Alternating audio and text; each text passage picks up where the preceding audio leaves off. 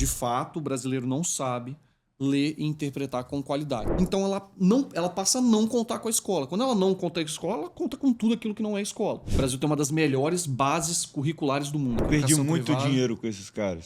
Você acredita que existe um limite ético para monetização da educação? Eu? Não, com certeza não. Cara, quando a sua empresa tiver com um nível de rentabilidade, ou pelo menos os seus projetos, você vai ter uma clareza mental que você não tem hoje. E com essa clareza mental, você vai pensar coisas que você não pensa hoje muito melhor. Fala, pessoal! Sejam muito bem-vindos a mais um episódio do TurboCast. Hoje eu tenho o prazer de receber um cara que está revolucionando a educação no Brasil, cliente e amigo Murilo Carvalho da Luma. Prazerzão em ter você conosco. A primeira pergunta é sempre a mesma, Murilo.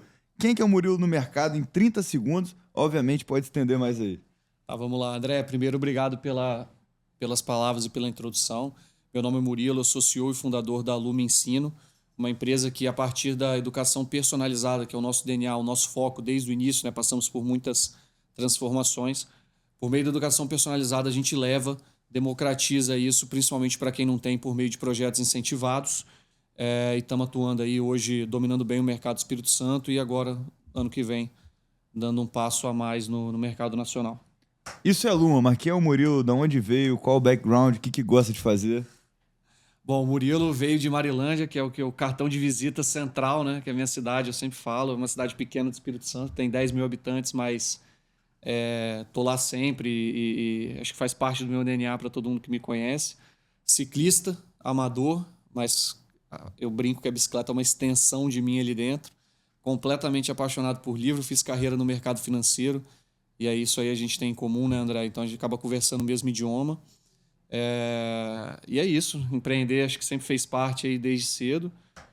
Na Luma, a gente estava até conversando nos bastidores, apanhamos muito durante um tempo, aí, mas conseguimos pegar a crista da onda aí onde fazia sentido.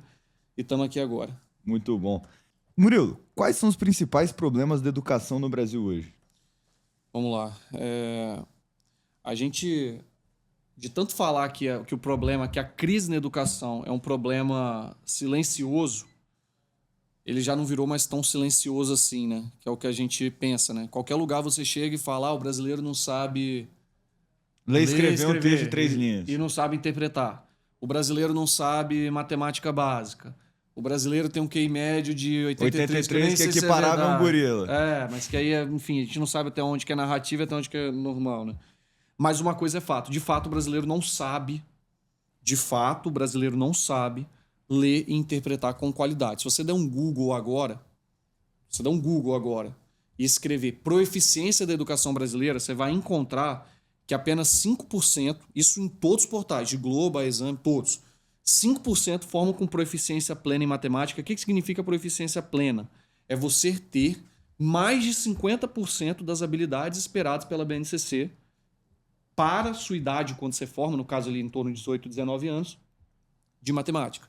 E em português esse número é 70%, que formam sem a proeficiência básica de português, que é naturalmente a fluência de leitura e de interpretação. Esse é um problema, assim, grave. O Brasil tem problemas políticos, o Brasil tem problemas econômicos, mas principalmente agora, nesse ano de 2025, ele foi muito marcante para a Luma, porque a gente adentrou, nosso público era 80% privado e 20% público. Essa pirâmide inverteu no ano passado, 80%, 70% público e 30% privado. Então a gente teve contato com uma educação de base e eu vi na prática o que eu acabei de te responder, na prática mesmo. A gente pegou um aluno em um dos projetos, um aluno de 11 anos, que ele não era analfabeto funcional. O nosso teste, nosso software, ele faz um teste que ele vai avaliando a proeficiência, né? Uma árvore de decisão, então eu vou indo das questões mais fáceis até ficar mais difícil, e aí eu consigo ver se o cara sabe ou não sabe, eu vou jogando ele para um lado ou para o outro, de acordo com o que ele sabe ou o que ele não sabe. Eu peguei uma criança de 11 anos que não sabia escrever a palavra coração, não sabia escrever, não sabia que o CO forma uma sílaba co, por exemplo. A criança não sabia fazer isso, de 11 anos de idade. E ela estava no quinto ano, então ela passou o primeiro, o segundo, que é onde ela deveria ter o limite para ela alfabetizar. Ela foi pro terceiro, pro quarto, pro quinto, sem alfabetizar. Como tá fazendo o que na escola, cara? Cara, não é só o que ela tá fazendo. Por que ela chegou até o quinto, né? Sem essa correção? Que é um dos problemas sérios, né? Eu falo direto que se você me mostrar os incentivos, eu vou te mostrar onde está o resultado. Charlie Munger. A lenda. Uma escola que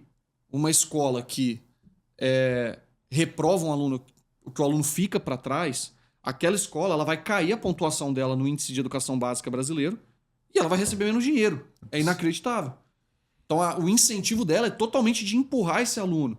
Só que o aluno ele vai empurrando, aí, cara, imagina, o aluno não aprendeu função do primeiro grau. Ele não vai aprender do segundo. Ele não vai aprender estequiometria. Não tem jeito, ele vai travar uma série de conteúdos em matemática, em física, em química, e aquilo vai impedir ele lá para frente. Até chegar ao ponto na educação que eu vejo que é um dos grandes problemas.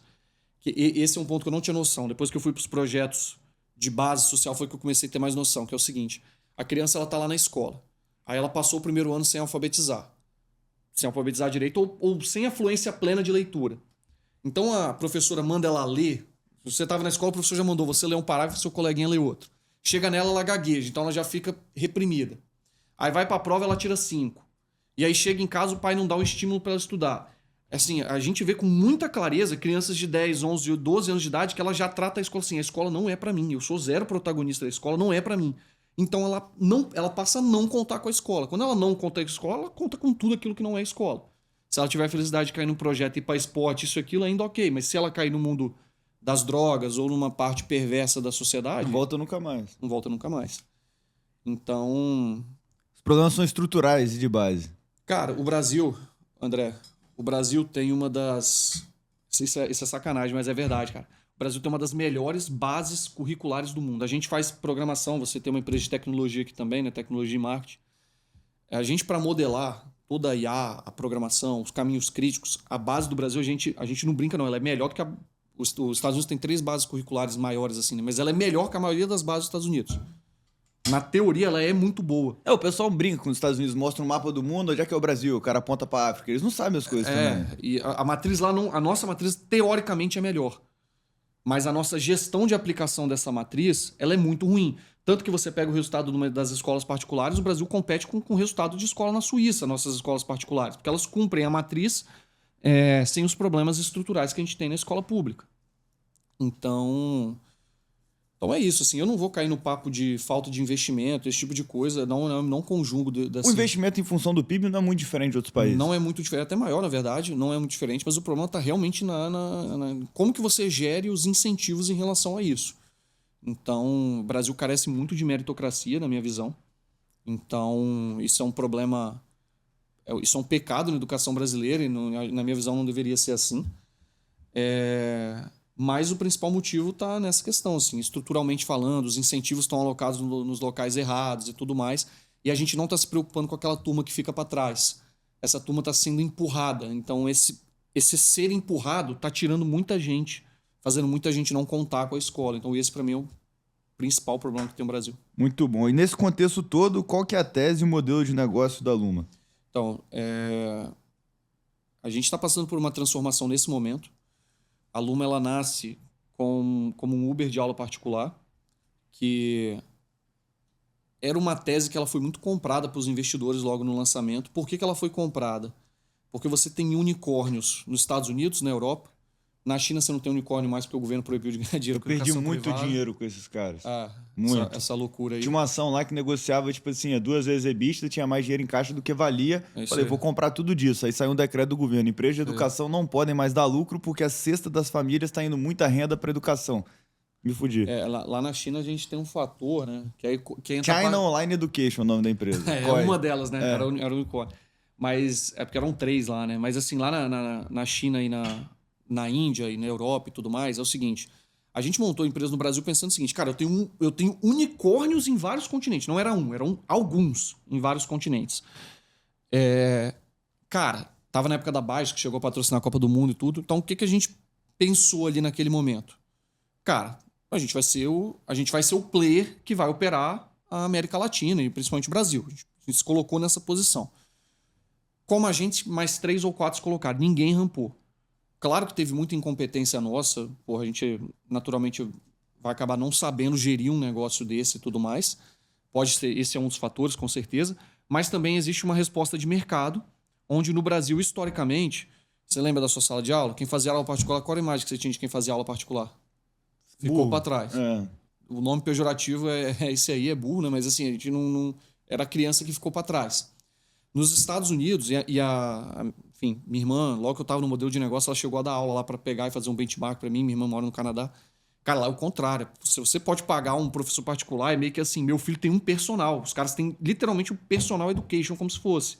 Então, essa imagem do personal lá de fora, culturalmente puxava muito. Então, por exemplo, nos Estados Unidos você tinha quase 40, 50% das crianças com aula particular. No Brasil era 3%. Eu enxergava essa diferença. É aqueles PowerPoint, né? A penetração no mercado de seguros na Mongólia é 5%, no Brasil é 30%. Compra a Mongólia, mas nem sempre é verdade, né? E nesse caso, cara, assim, uma coisa que eu aprendi até com... Eu tava vendo a agenda ali, o Rodrigo Miranda veio aqui, eu tava conversando com ele, isso foi uns 2, 3 anos, que é assim, se o mercado ele é muito grande e ninguém explorou, velho, você não é o gênio da lâmpada. Ou é difícil pra cacete, esse é o primeiro tempo, ou ele não é tão grande assim, ou ele tem alguma barreira difícil de operar. No nosso caso, eu acho que era difícil de operar mesmo. No podcast ele falou, se tem um negócio muito bom que não tem ninguém fazendo, talvez esse negócio seja uma merda. Que era o nosso caso, porque você teve empresas que foram compradas por grupo de ensino, receberam orçamentos 10 vezes maior que o nosso por 3 anos seguidos e chegaram no mesmo lugar que a gente. Então, assim, o mercado realmente complicado. Só que quando a gente começa ali, aí entra o caso da China e da Índia. Na China, os caras têm a figura do professor da família, como se fosse o médico da família, você tem o professor da família. Então lá é um mercado que já é muito maior que o dos Estados Unidos. Lá já chega a ser 80%, 90% das pessoas porque a educação lá é toda aquela questão, né? Uma coisa, o Japão também é assim e tal. E a gente no Brasil não conseguiu em nenhum momento, o negócio deu mostras que ele se sustentaria dessa forma. Nenhum momento. Só com isso no caso. Só que o propósito da Luma é personalizar, tipo assim, é melhorar a vida das pessoas por meio de uma educação mais personalizada, uma educação mais assertiva. A nossa premissa quando a gente criou o negócio era, cara, eu tenho uma determinada inteligência. Por exemplo, eu me julgo um cara que me comunico bem, mas a minha inteligência musical é muito baixa. Tem gente que tem uma inteligência lógico-matemática extremamente aguçada, a minha é aguçada. A minha memória é muito boa. Então, no sistema de ensino brasileiro, eu me dei bem do primeiro período até a faculdade, porque decorava, tirava nota e era bom de matemática, você tirava nota boa em tudo. Sim. Só que, por exemplo, o Júlio, que a gente estava conversando aqui, que é meu sócio, o cara, lógico, o matemático dele é muito aguçado, a memória é horrível, a organização não é tão boa. Então, o cara não vai se premiar. Ele vai ter uma vida pior por causa disso? Será que eu não posso criar um método que cirurgicamente eu ajeito? Então, a ideia da Luma sempre foi essa. Do Uber de aula particular, a gente foi para uma plataforma online, né, pós-pandemia, né, que a gente quase fechou ali. Uma mudança muito brusca de modelo. De lá, a gente foi pro Trilha Luma. Aí a gente começou a ver um diferencial. O que era o Trilha Luma? A gente saiu de vender a aula particular somente para vender um programa de ensino. Olha, seu filho está entrando aqui, eu vou entregar ele aqui. Então, que é o quê? Eu faço um diagnóstico, vejo o que ele não aprendeu para a idade dele, o que está travando ele de avançar e crio um caminho crítico para superar via aulas particulares hoje, né? Mas a gente hoje tem uma metodologia mais ampla ali, para que ele supere e destrave o que está travando ele. E isso, pedagogicamente, é muito forte. Mas, sim, muito forte. Muito forte. Eu gravei com o Newton da Gama, é como se fosse o que a Gama faz para vestibular, para educação de base. As empresas nasceram junto, né? Sim. As duas empresas são a mesma. Elas nascem com o mesmo propósito e a tese é muito parecida, de fato, né? O Newton, ele tem uma aplicação mais orientada para o pré-vestibular. A nossa, ela é para os outros anos.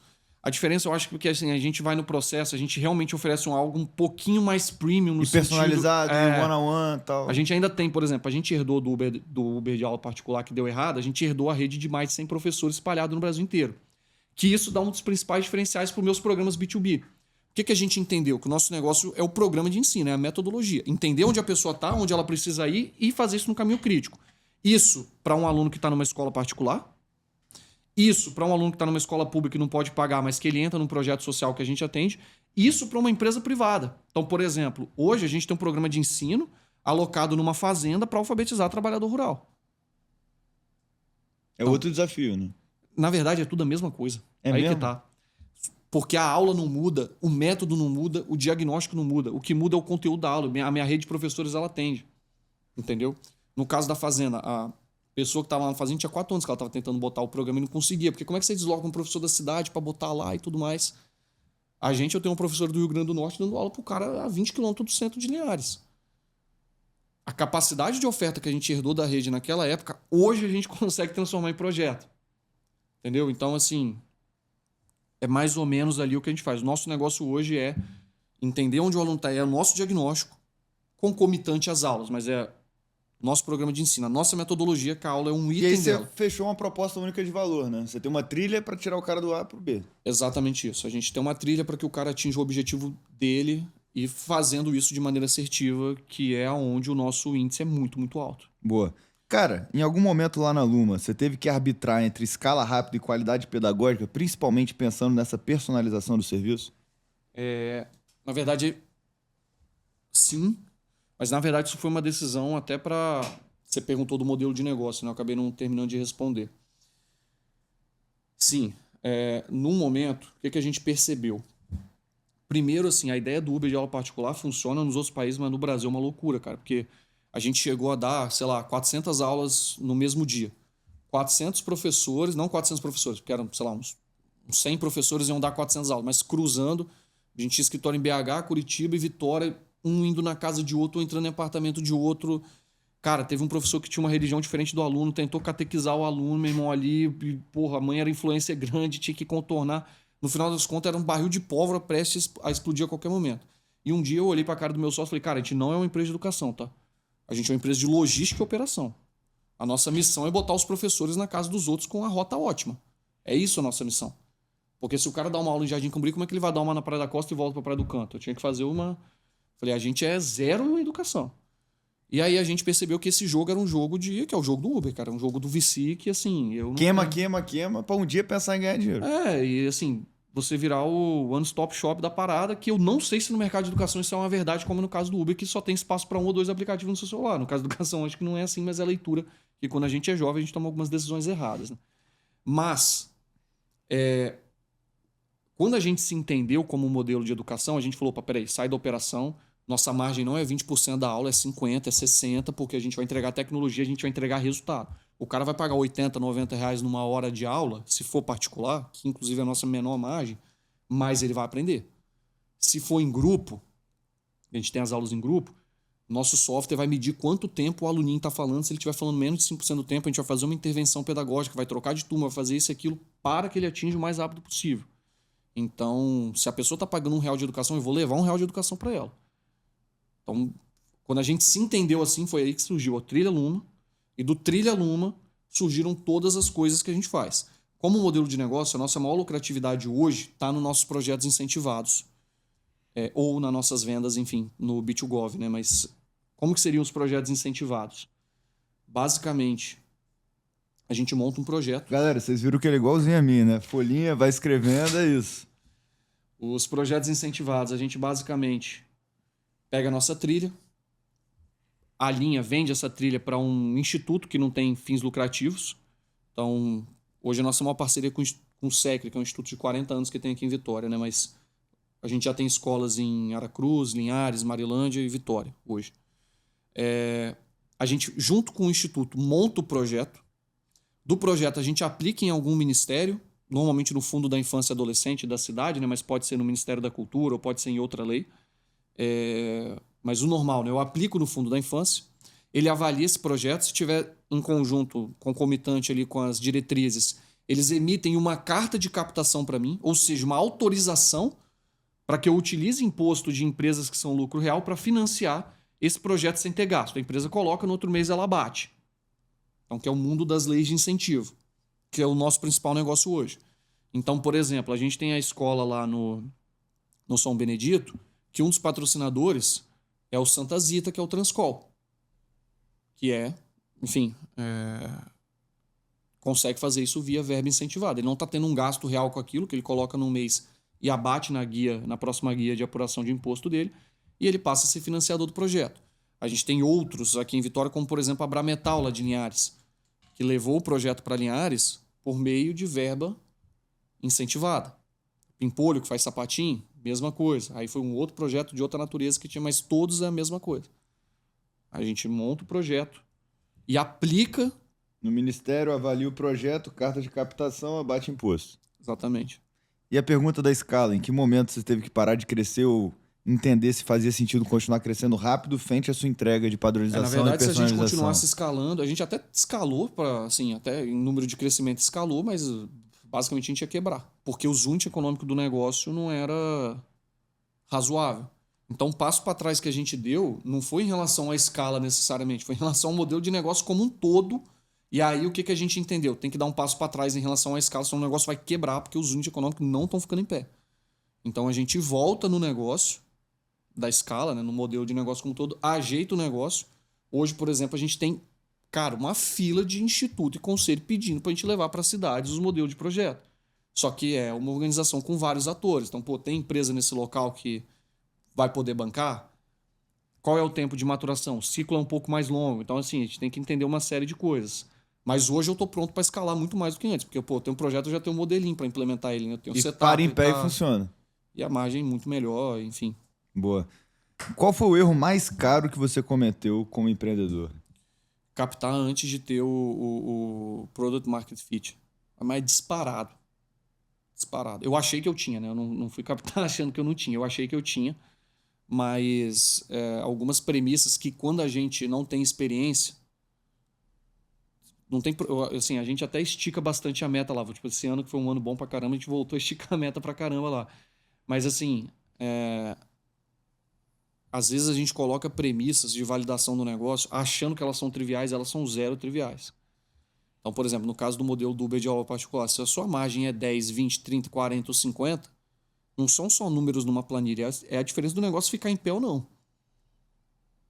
E, enfim, então eu não tinha esse produto market fit, porque é muito diferente você ter um bom negócio, um bom produto, é muito diferente de você ter um bom negócio. E a gente chegou a um determinado momento que o nosso produto estava bom, só que o negócio era muito ruim, sacou? E você não tinha pricing power? Se subisse o preço, parava de vender. Subisse o preço, na verdade, subisse o preço, parava de vender, e parasse de anunciar, parava de vender. A gente não conseguiu.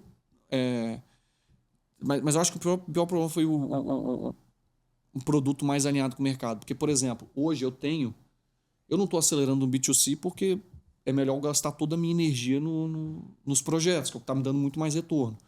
Mas se eu acelerasse o B2C hoje, com o CAC que eu tinha no passado, ele até fica em pé. Ele fica em pé, ele até cresce e tal, porque por questão de prioridade para mim não compensa. Mas no passado não era assim. A minha premissa era, o dia que o meu CAC cair pela metade e meu LTV dobrar, vai dar certo. Mas nunca dava, não chegava, não melhorava mês a mês. Mas porque o produto não estava alinhado com o mercado. O cara, quando vai contratar um professor particular, ele só quer o professor particular e depois ele vai embora. Agora, quando você vira pro cara e fala assim, não, cara, eu vou te entregar seu filho. É igual você comprar um curso, pô. Hoje o cara compra na Alumni uma metodologia. Igual o Kumon. Por que o cara compra? Ele não compra o Kumon para fazer 4 aulas e ir embora. Ele compra o método, né? Sim. Hoje ele compra sim a Alumni. É franquia? Kumon é um modelo de franquia. Kumon nasceu na década grande, de 50. Né? É grande pra caramba. Nasceu na década de 50, é japonês, mas no Brasil tem mais de 400 franquias e é cultural, né, cara? É igual a escolinha de inglês ali pra quem é novo, né? Eu não acho a escola de inglês o melhor método. Pelo contrário, eu acho um método ruim pra aprender inglês. É ruim, o cara fica muito tempo ali pra não sair proficiente. O cara fica 5 anos numa sala com 8 pessoas fazendo umas coisas que não dá. Tipo assim, quando é você... muito conversação em inglês bom de se aprender, né? Então, mas com um professor particular você conversa vai rapidinho, né? Com 2 anos você tá fluente, né? Sim. Na sala ali, mas enfim, são modelos. Mas é um modelo que você não tem como falar que não é vencedor, pô. Sim. O WhatsApp ainda voltou. O WhatsApp, o Wizard, pô, os caras são gigantes. Total. Muito bom, beleza. O que você acredita hoje sobre educação que você não acreditava quando fundou a Luma? Cara, essa pergunta é boa, hein? Porque a minha cabeça, ela já mudou, assim... Eu vou te falar, cara, assim... Quando eu comecei a estudar, eu vim de uma família que, assim, eu tive uma herança cultural maravilhosa.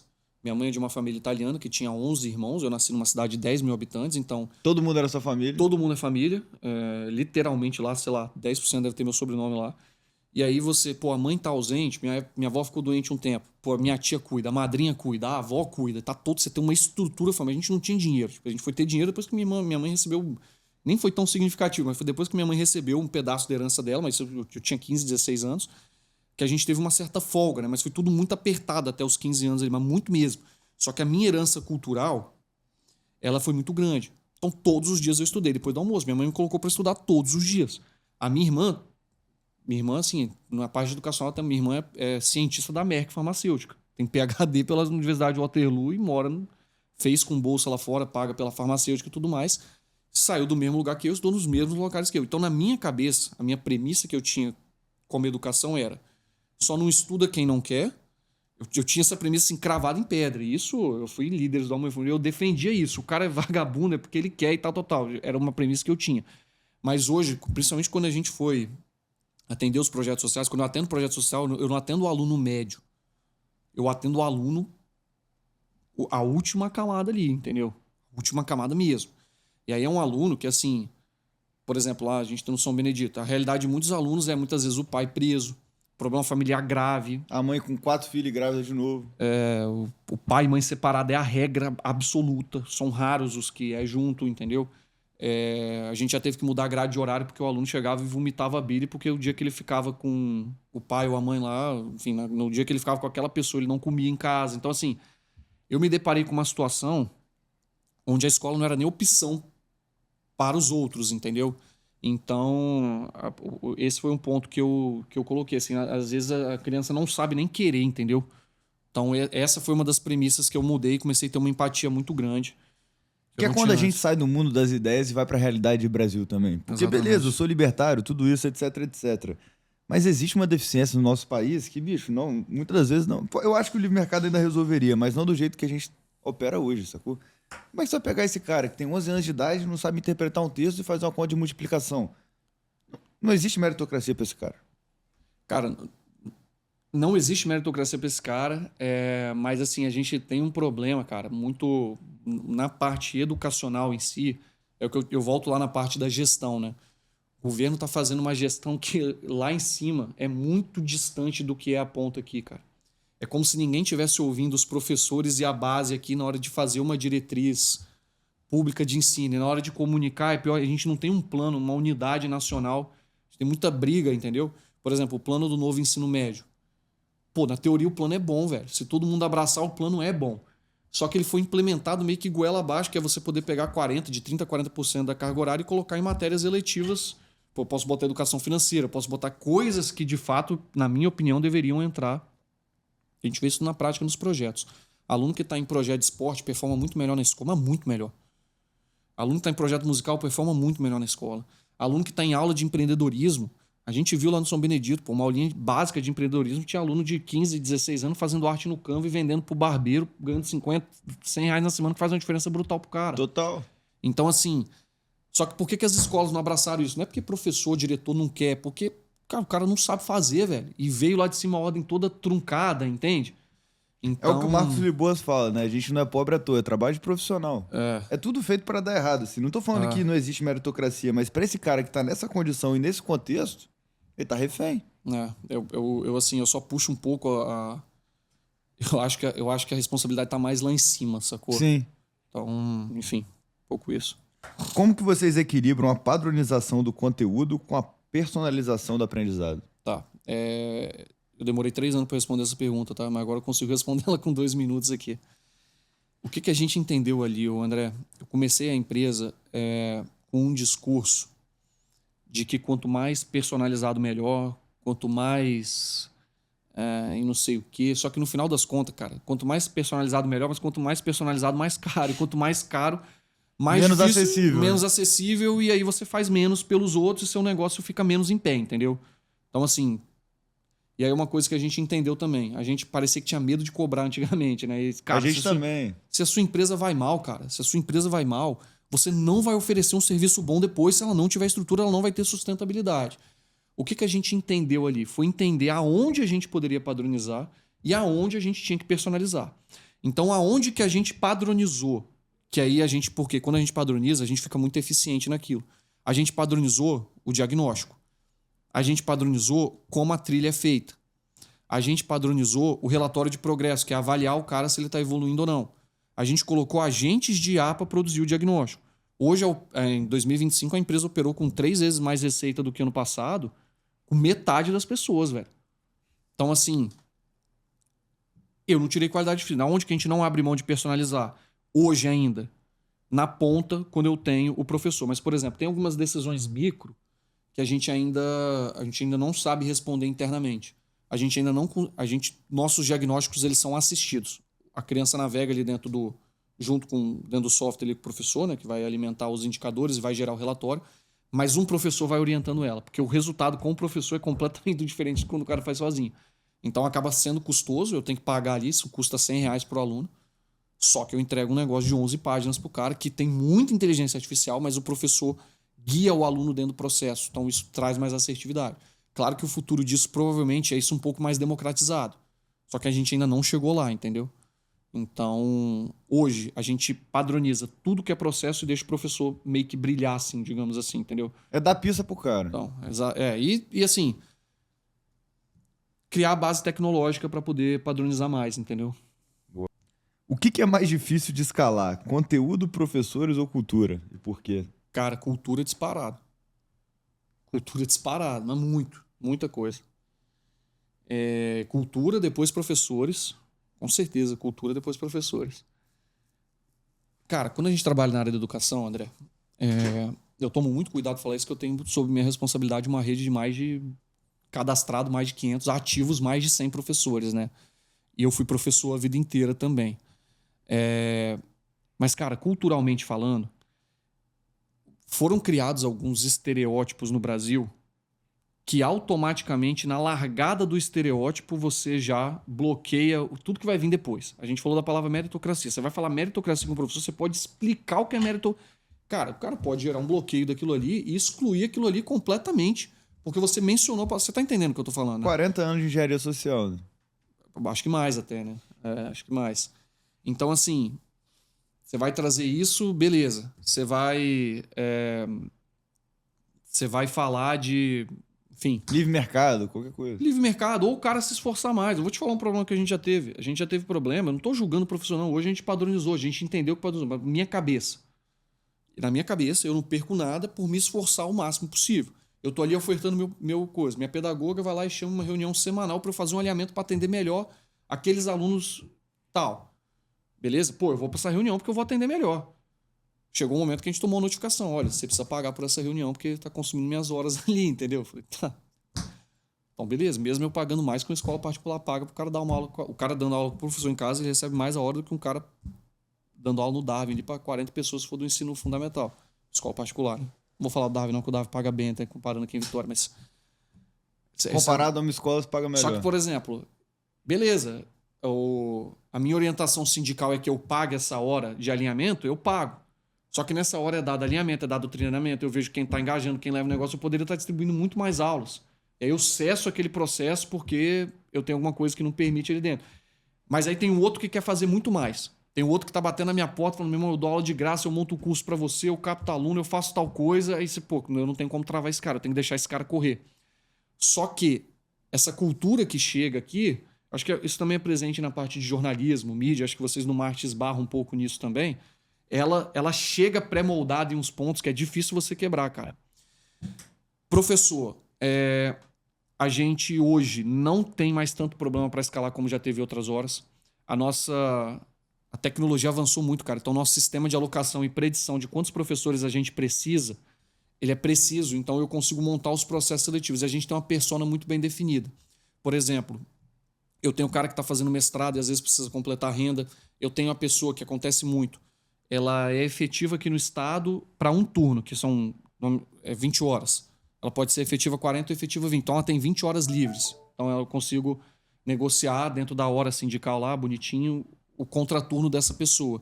Então, o professor não são todos que são super alocados. Então, eu consigo ter isso. E hoje eu tenho algumas pessoas que gostam da autonomia. Tem professor ganhando 4, 5 mil por mês comigo, trabalhando, 25 horas por semana. Entendeu? Não ganharia isso em nenhum lugar. Cara, provavelmente não. O cara fica mais livre porque é um contrato horário, o cara dá aula se quiser, eu mando a aula, ele aceita se ele quiser, ele não tem nenhum tipo de subordinação, nada disso. Mas, naturalmente, se ele é bom, o software direciona mais aula, se ele retém menos, direciona menos. E aí o cara gosta de ter as coisas dele, ele no contraturno dele, acorda, faz o horário dele durante o dia e o cara se amarra. Eu tenho uns 10, 12, e aí esses caras cobrem muita aula, porque eles ficam muito disponíveis para a plataforma, entendeu? Então acaba acontecendo isso. A próxima pergunta era exatamente nesse sentido. Qual que é o seu playbook de contratação, seja de time interno e até mesmo dos professores? Você começou comentando aí. Tá, vamos lá. Vou falar dos professores primeiro, né? Professor, a gente tem uma coisa um pouco melhor definida. hoje, por ter uma oferta um pouco maior do que a demanda, na verdade, eu não vou, assim, a gente consegue regular bem essa oferta, essa demanda, a gente consegue ser um pouco mais criterioso. Então, a gente pega professores que já estão formados, normalmente que têm licenciatura, a gente consegue fazer bem esse filtro. E no nosso playbook de contratação, a gente faz primeiro um filtro social da pessoa, porque, cara, é pilar pedagógico a conexão professor e aluno. Então, é um ponto que a gente bate bastante. Então, no nosso método, a primeira aula do professor e do aluno, o professor tem que gastar 10 minutos para ganhar o aluno, velho. E em toda aula gastar 3. O que você fez no final de semana? Pô, reparei que você cortou o cabelo, pô, você tinha um jogo para jogar, como é que foi? Se não tiver essa conexão professor e aluno, o cara pode passar o que for, velho. Se o aluno tampar o ouvido, não vai entrar nada. Então, o cara tem que ter uma habilidade social. E esses são os social. professores que você lembra da escola? Os caras que você gostava e depois acabava aprendendo. Você lembra dos que você não gostava também, mas você exclui, né? Mas os que não gostavam ensinavam outras coisas, disciplina, tal. O cara conseguia encantar e conectar com a turma. Isso aí é o que gosta. Então, isso é pilar pedagógico pra gente. Então, a gente olha esses fatores além do fator técnico. Só que hoje a gente percebe algumas diferenças, né? Uma pessoa que passou pela licenciatura, ela tem mais habilidade de dar aula, ela tem mais repertório para dar aula. Mas, por exemplo, a gente tem excelentes professores de matemática que formaram na engenharia, um lugar que a gente gosta muito de captar. Porque ele tem uma veia um pouco mais empreendedora, então ele compensa na aula ali, na disposição, no aprendizado, em como ele faz e tal e tudo mais. Então, o playbook de contratação de professor é um pouco nessa direção. Time interno, a Luma veio fazendo um trabalho de redução de time interno e agora de expansão, né? Principalmente de 3, 4 meses para cá. Hoje a gente tem bastante clareza, André, das posições que a gente paga um pouco mais e que são as lideranças da empresa naturalmente. Essas pessoas aí, cara, é o que a gente faz como empreendedor. É a gente na ponta, entrevistando, passando cada etapa do projeto, firmando os compromissos de crescimento e tudo mais. Mas também a gente gosta de pegar uma molecada nova ali para deixar eles correrem. E a gente... Cara, eu tô bem satisfeito com o nosso time. Hoje eu tô bem satisfeito com o meu time na Luma, cara. Você botou uma coisa aqui que eu penso muito. Eu acho que nessas empresas tipo a nossa, a gente tem que ter principalmente 2 tipos de profissionais. O cara sênior, que tá alinhado com a nossa cultura, e um monte de estagiário cachorro louco com fome de crescer, etc. Esse middle market, o cara júnior pleno, é mais difícil. Eu gosto de trazer o cara sênior e botar um monte de gente embaixo dele pra correr, sacou? Até porque esse cara médio, quando dá errado, meu irmão, é um pepino pra você poder reciclar, tirar, assim, é trabalhoso, sacou? O cara sênior que tá alinhado com você, teoricamente, não vai sair. Você vai ali embaixo, renovando a galera. Boa. Qual foi a decisão mais impopular que você tomou na Luma e que naquela época quase ninguém concordou, mas hoje se provou correta? Cara, quando a gente fez a primeira demissão em massa, eu fiz 2 demissões grandes na Luma, tá? Mas quando eu fiz a primeira demissão, eu tinha uma ala, não só dentro da empresa, mas dos stakeholders, que tinham investidores, que achavam que eu não ia conseguir levantar a empresa. Porque quando você demite, a moral baixa muito, mas era um momento de crise muito extrema, cara. Eu acho até que eu deveria ter feito 6 meses antes, né? Mas assim, o melhor momento para plantar uma árvore é agora. O próximo foi há 20 anos atrás, o próximo momento é agora, né? Então, e eu tomei a decisão literalmente de um dia para o outro. Tipo, tinha todos os elementos para tomar, mas falei, cara, não dá mais. Não dá mais e, assim, não dá tempo de fazer conjunturas também. Então, eu chamei muito repentinamente.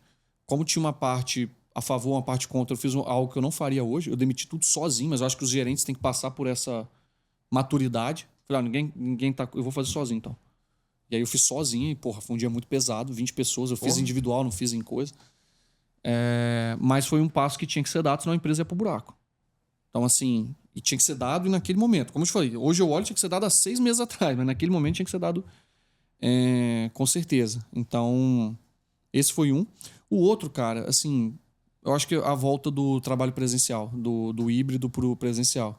Mas é porque quem tá na empresa ninguém quer, né? Então, ninguém quer na hora, porque é um nível de desconforto que a pessoa tem que passar melhor. Mas eu trabalho melhor com o meu time no presencial, mas muito melhor, sacou? Então, acho que 99,9% das empresas. Eu acho que a realidade, diria que 99%, né?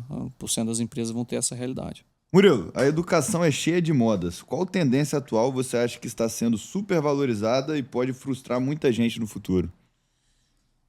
Rapaz, a gente tem um projeto nessa área. Vou falar aqui de um projeto que a gente tem, mas que assim, é porque a gente tem uma visão, a gente sabe exatamente em que ele vai contribuir. Mas é esse negócio do professor, do tutor IA para o aluno. O cara vai entrar no chat GPT da vida, assim, o grosso não é isso, né? Os tutores IA são mais avançados que isso, são mais verticais, né? Então são mais inteligentes e tal. Assim, a grosso modo.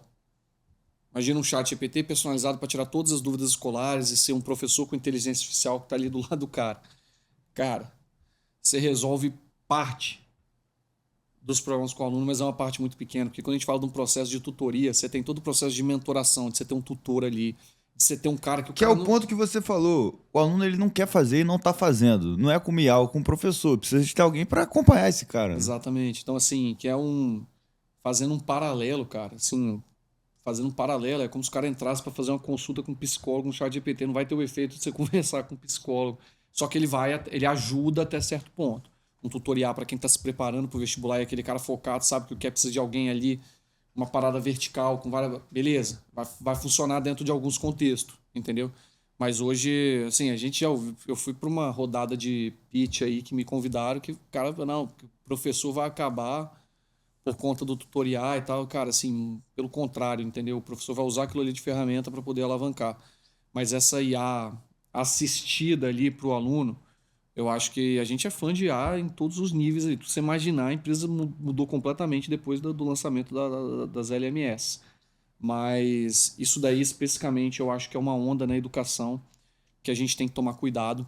Existe uma outra que ela já está até passando um pouco, que mas ela ainda é bem forte, que são aquelas abordagens mais construtivistas em relação ao aluno. O cara chega com um discurso que eu já tive lá quando eu fui vender minha tese no início, mas hoje eu já mudei de opinião. O cara fala, a sala de aula tá 150 anos que tá igual, e não sei o quê, e não sei o que lá. Cara, tem que mudar, óbvio. Tem um monte de coisa que dá para melhorar. Mas a nossa sala de aula antiquada foi que levou o homem para a lua, foi que descobriu a cura de um monte de doenças, sacou? Tipo assim, pô, não é que não tem uma aplicação. Você ter um evento de prova, por exemplo, muita gente critica a prova. Cara, prova, bota o aluno para estudar, cara. Que o cara não tá só ali, mas o cara tá decorando. Cara, mas o cara tá sendo disciplinado, ele tá parando o horário, ele tá abrindo mão do futuro, Desenvolvendo raciocínio. abrindo mão do presente para uma recompensa futura. Tendo que estruturar ali um raciocínio, tendo horas de dedicação em relação a alguma coisa. Então, assim, tendo que fazer algo que não é assistido, né, que você não faz tudo mais. Eu acho que o pessoal exagerou um pouco nessa abordagem de projetos um pouco construtivistas também. Então, teve uma escola que eu prefiro não citar aqui, né, mas que implementou esse método. Então, não tinha prova, não tinha nada. Os alunos eles faziam tudo por projetos ali, conversando, debatendo. Depois de 5, 10 anos na escola, se jogar no Google vai encontrar porque é um case famoso, a escola formou um monte de gente indo para a área de filosofia, indo para a área assim, não para áreas mais objetivas, como, por exemplo, administração, engenharia ou coisas dessa natureza. Então, eu acho que essa moda aí ela está sendo um pouco revista. Talvez esse modelo para pessoas mais velhas, no MBA, em alguma coisa, faça muito mais sentido do que uma molecada sem disciplina e sem discernimento de que por que é importante ele fazer as coisas, né? Importante falar que eu acredito na mescla dos dois modelos, mas teve algumas tendências foram muito para cá. Eu poderia citar outros, tá, André? Por exemplo, vou falar um negócio que eu hoje não colocaria meu filho na escola integral, que aqui no Brasil, quem pode pagar tem que botar na escola integral. É um mantra, assim. Eu lido com pai de aluno o tempo todo. E o pessoal, porque lá fora é escola integral. Nos Estados Unidos o aluno entra 8 e sai 15. Não é bem um integral, não. Ele tem tempo antes, ele tem tempo depois, para desenvolver algumas atividades de esporte, algumas outras coisas assim. E no Brasil, a escola integral, assim, eu não. É de 7 da manhã até 6, né? 7 da manhã até 5 ou 6, e 7 e meia até 5 e meia, 6. E ali eu acho que você mina algumas outras habilidades que você poderia, que são importantes no desenvolvimento infantil, que eu, por exemplo, vou gostar que meu filho tenha, né? Então, um pouco. Esse aqui é um Moonwatch, mas eu acho que o homem não foi pra lua, tá? Se você ver lá Californication, tem escrito Hollywood Basement. É uma conversa para outro momento, mas aquela bandeirinha tremendo, pô, não tem vento na lua, né? Mas isso aí a gente pode debater E, depois. pô, quantos anos foi isso? Foi em 70? A primeira foi um pouco antes, mas 60... o homem foi uma vez, não. Foi 11 vezes pra lua. E por que não foi nos últimos 10 anos? Cara, porque não é O foguete sobe da ré?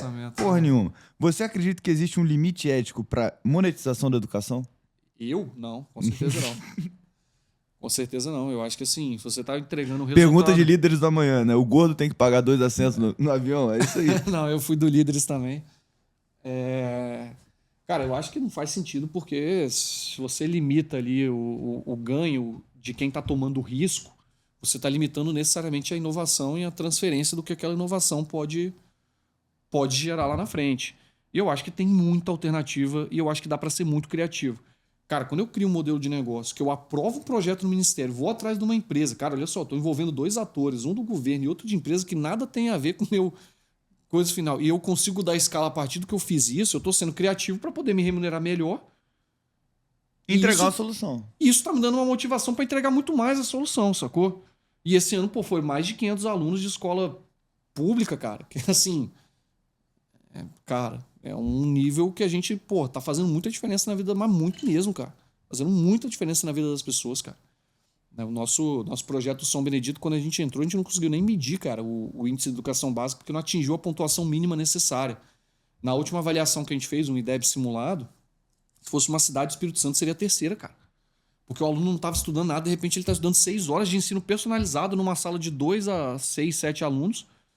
6 horas por semana. O cara saiu de 0 para 6 horas por semana de ensino cirúrgico. A vida daqueles caras ali já estão transformada, cara. Já estão transformadas. Então, assim, não, isso daí de maneira nenhuma. Nenhuma hipótese. Boa. Que conselhos você dá para o empreendedor que quer captar recursos? Essa pergunta estava antes de você falar do PMF, mas quem quer levantar dinheiro, etc. O que você dá de conselho, cara? Mas eu já trabalhei nas duas pontas, né? Porque no meu último ano na Apex eu acabei ajudando ali algumas captações de recursos. Na Luma, a Luma é minha atividade fim, mas durante o empreendedor, pô, no meio da jornada, diante dos desafios, captar recursos para outras startups foi uma forma de eu complementar e até alavancar minha renda. Então, no meu currículo eu já captei 20 milhões para outras empresas, é um pouco mais que esse valor.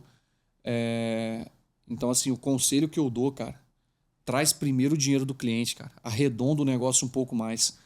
Isso é uma falácia que a gente tem de, mas se eu não captar também eu vou demorar para fazer isso. Cara, esquece isso. Essa corrida do ouro, ela vem de uma realidade escrita num mercado que não é o nosso, num modelo que não é o nosso. Foi escrito no Vale do Silício.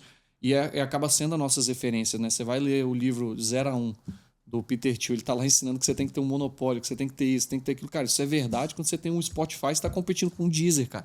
Que a pessoa só vai ter um streaming de música. Quantos negócios se encaixam nessa realidade? É menos de 0,1%, cara. E outra coisa, o Brasil tem uma taxa de juros de 15%, cara. Você não vai conseguir fazer uma jornada de VC como você faz nos outros países, você não vai conseguir fazer, cara. Essa não é a nossa realidade. Então, se você tá aqui, você tá fora, é outro jogo. Aí eu não tenho nem tanta propriedade pra falar, mas se você tá aqui, não é esse o jogo. Aqui o jogo é você validar primeiro. Validou, porra, você tem o PMF, você tá pronto, pô, o dinheiro vai entrar para te mudar de patamar, para você ir da fase A para fase B. Eu acho que aí o dinheiro tem que entrar. Agora, para você descobrir se você tá na fase A, não é aí que o dinheiro entra. Sim, eu tenho N exemplos, tanto que deu errado, eu sou um exemplo que deu errado em relação a isso. Se eu boto hoje o dinheiro que eu botei de captação na Luma hoje, do jeito que a gente tá, esquece, velho. O negócio, assim, a chance de explodir era muito maior pelo toda a conjuntura. Pelo PMF. Mas hoje eu tenho uma dívida de equity do passado, que ela precisa ser sanada antes de eu ir para esse lado. Pô, beleza, vou arcar com as decisões que eu tomei lá atrás, vou corrigir, vou embora.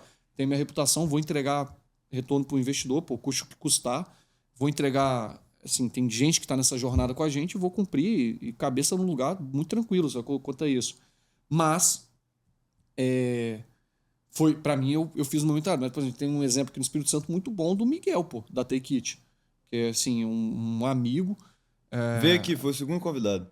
O Miguel, tá na hora de vir de novo, porque o cara acabou de dar um passo muito importante. Vai dar, né? Vai ser anunciado em breve aqui um passo muito importante. Mas o Miguel, por exemplo, é um cara que, assim... Miguel, você sabe, eu não sei se ele contou aqui a história, né? Ele ia ser reprovado no TCC da faculdade.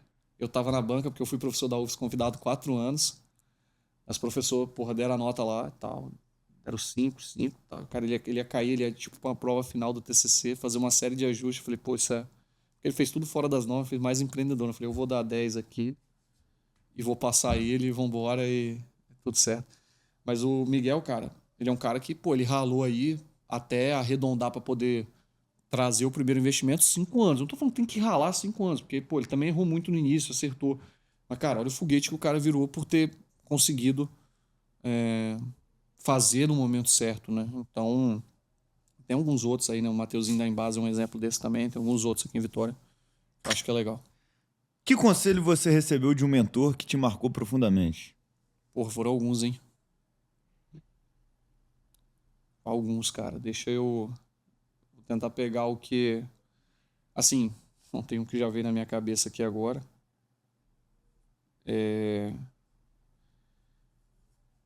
Cara, eu vou falar o mais prático que eu... Vou falar de dois aqui que eu tive.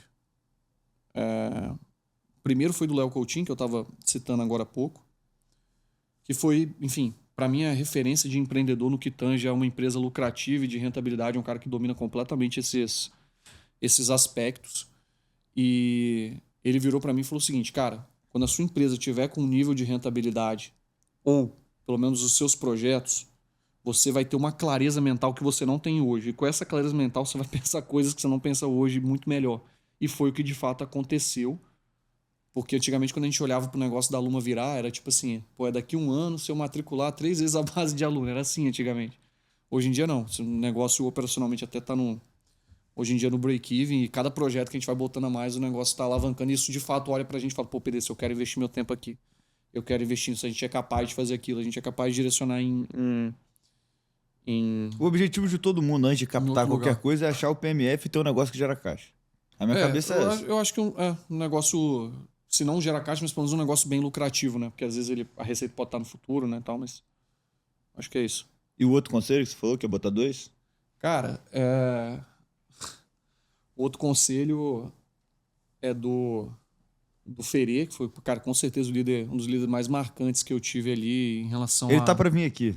a relação a delta de aprendizado e tudo mais, que foi uma época que eu tava com muito medo de operar o negócio, muito medo mesmo. E ele falou assim, rapaz, e ele é investidor nosso, né? Porque a Apex é um dos investidores. E ele falou tipo assim, cara, se chegar nesse ponto, você fecha o negócio. Aí eu falei, porra, mas você botou o dinheiro e você tá falando pra eu fechar o negócio? Eu falei, rapaz, se der errado, foda-se. Você, quando tá como empreendedor, a gente sabe que pode dar errado o que não dá. O que não pode é faltar o suor e faltar o sangue ali dentro. Então, assim, o conselho que ele me deu depois de falar essa frase foi: separa na sua cabeça. Tipo assim, para de botar o que os investidores vão achar do que você está fazendo dentro do pacote. Separa isso. Toma a melhor decisão que você puder tomar em relação ao negócio, em relação à gestão. Como você vai fazer? Aí você pensa depois, como você vai comunicar, isso e aquilo. Mas assim, eu vou até melhorar a frase que eu falei aqui do conselho dele, que foi o seguinte: toma a decisão que você tem que tomar. Como você vai comunicar, você vai resolver com gestão depois. Aí na hora que ele foi dar o exemplo, eu falei, rapaz, é igual namorado, você tá enrolando pra terminar, tal, rapaz, você toma a decisão, é melhor tal ou não tá? Não tá, então beleza, vou terminar. Qual que é o melhor? Como eu vou fazer isso? Aí depois você vê como você vai fazer isso, como você vai comunicar pra não ficar triste, pra fazer isso e aquilo. Então assim, esse foi um conselho que tudo que eu faço, eu separo as emoções do momento, que eu vou tomar as emoções, eu tomo a decisão. Tomei a decisão, eu penso como que eu vou fazer. Animal. Murilo, agora vamos para as perguntas finais, que na minha humilde opinião é a melhor parte do podcast. Mano. São as mesmas perguntas para todo mundo. Quando eu falo sucesso, qual que é a primeira pessoa que vem na sua cabeça? Quando você fala sucesso, qual a primeira pessoa que vem na minha cabeça? O Léo Coutinho, que eu citei, um investidor meu, leva uma vida que eu admiro bastante, sabe exatamente o que quer, como quer, traça os objetivos e tudo mais. E o Zé Armando Campos, que é um mentor, um investidor pequeno da empresa também, mas que acho que é o maior executivo da história do Espírito Santo. Mas é um cara que não tem uma vez que você vai conversar com um cara que o cara não tá sereno, o cara não tá equilibrado, e eu sou fã de trocar qualquer ideia com o cara. Livro que você mais indicou e deu de presente para os outros? Cara, o livro que eu mais indiquei, que eu mais dei de presente, foi um livro chamado Psicologia Financeira, do Morgan House. Porque eu acho que para quem não entende nada de finanças, ele não só de finanças, ele fala de finanças, mas ele fala muito de psicologia financeira como um todo. Não qual é o melhor investimento, mas alguns conceitos que hoje eu carrego para mim e eu quero que as pessoas ao meu redor, que eu convivo, minha noiva que está aqui acompanhando, enfim, minha irmã, minha mãe, meus amigos, meu sócio, eu quero que eles, se eles tiverem aquela cabeça, eu acredito que aquela cabeça é a certa. Então, Psicologia Financeira, do Morgan House, é o livro que eu mais indico, no geral. Para empreendedores é o lado difícil das situações difíceis, para quem está na posição. Esse é do cara. Isso é Bíblia, né? Lugar do mundo que você ainda não foi, que é muito ir. Cara, norte da Itália. Eu tinha 2 lugares, cara. Um eu fui, que foi Bariloche. Fui também, é bom, hein? Eu fui no verão, cara. Vocês foram no inverno, que eu lembro na época que vocês até me deram um toque, mas eu tinha acabado de chegar. Eu noivei até lá e tudo mais. Eu tinha uma aura com aquilo ali, que na minha cabeça eu crescia, não sei se era, eu gosto muito de geografia, né? E eu não sei se era aquela região do mundo, mas eu era vidrado naquilo ali. Hoje tem uma outra região que eu quero ir, que é norte da Itália, que é, enfim, que é onde eu tirei a cidadania, da onde a minha família veio, e eu quero, enfim, poder... A província, sabe o nome lá? A minha Ferrara. Não, lá é dentro de Treviso, mas acho que é Nova Trento o nome, alguma coisa assim, dentro de Treviso. 3 conselhos pro Murilo de 15 anos de idade. Cara, lê o máximo possível. Lê o máximo possível. Eu lia, mas eu poderia ter lido muito mais. Começa a trabalhar cedo e se coloca em situações de desconforto, por meio do trabalho, principalmente. E o terceiro, fazer, que é esse eu gostaria mesmo, fazer um esporte de rendimento, que é o que eu faço hoje, que eu não fiz com 15 anos, eu era muito preguiçoso para fazer, até fazia várias coisas, jogava no time local, praticava ali uns 3, 4 esportes, mas não com a intenção de estar melhorando e tudo mais. Acho que isso ensina muita coisa. E pra gente fechar, frase da semana. Sabe que eu tô numa vibe de estoicismo bizarra, né, velho? Tô tentando puxar uma aqui. Estoicismo que não tem remédio, remediado está. Né? Cara, essa é uma boa frase, mas assim, a que tá na minha cabeça agora é que assim, 95% dos seus problemas vem da sua preocupação de agradar outra pessoa ou da opinião que outra pessoa vai ter sobre o que você faz, do quão você se importa com a opinião de outra pessoa. Se eliminar isso, você eliminou 95% dos problemas da sua vida. Boa. Murilo, É isso. o tempo é todo seu. Quiser deixar um recado, onde é que acha a Luma, onde é que acha o Murilo? Bom, no meu Instagram você consegue acompanhar bastante do trabalho dos projetos que a gente faz. O @murilocarvalho.luma. No @lumaensino também. Aí lá a gente mostra um trabalho bem legal dos projetos sociais. E esse trabalho dos projetos, a gente consegue mostrar uma realidade ímpar ali dentro. O site é lumaensino.com.br. A gente está aí e faço um convite principalmente para as empresas. O Espírito Santo, 60%, 70% do recurso que poderia estar sendo doado para esse tipo de projeto não é doado no Espírito Santo. É um retrato do Brasil. O Brasil é mais ou menos a mesma paridade. E a gente tem a oportunidade de, em vez de mandar o dinheiro para Brasília e centralizar o dinheiro, distribuir o dinheiro localmente, iniciativas que vão mudar o nosso redor aqui dentro. Animal. Galera, acho que foi uma aula muito grande. Vocês estão vendo aqui pelo papelzinho que tem muita anotação. Acho que é um mercado diferente, um conteúdo diferente, mas o que o Murilo colocou aqui, eu estendo a palavra, tá? Se você é um empresário, tá no lucro real, ao invés de você mandar o dinheiro para Brasília, que está fazendo tudo isso que a gente discutiu aqui, você pode direcionar para um projeto muito mais aderente com impacto local na sua região. Então acho que você deveria falar com o Murilo, que é um ganha-ganha para todos os stakeholders aí. Se você gostou do vídeo, não deixe de se inscrever no canal. Te vejo no próximo episódio. Vamos com tudo!